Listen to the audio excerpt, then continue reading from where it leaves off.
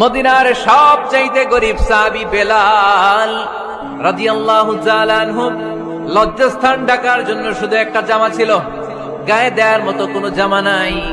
এই সাহাবীর মতো গরিব কোন সাহাবী মদিনার জমিনে নাই।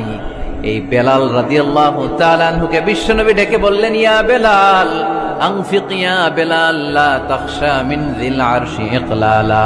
ও বেলাল, আল্লাহর রাস্তায় দান করো, কারণ আমার আল্লাহর ধনভাণ্ডারের কমতি নাই।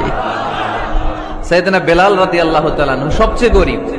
শুনতেছেন, বুঝতেছেন? সবচেয়ে গরিব। ডাউন পার্টটা ঢাকার মতো একটা গার্মেন্ট ছিল, একটা কাপড়, এটা পেঁচায় আসতো, নামাজ পড়তো। গায়ে রাখার মতো কোনো জামা নাই, আর খাবার দাবার টাকা পয়সা বলতে নাই। ওই সাহাবীর বিষ্ণু ইসলাম বললেন, আনফিক বেলাল, বেলাল তুমিও দান করো, তুমিও দাও, দানের হাতকে প্রশস্ত করে দাও।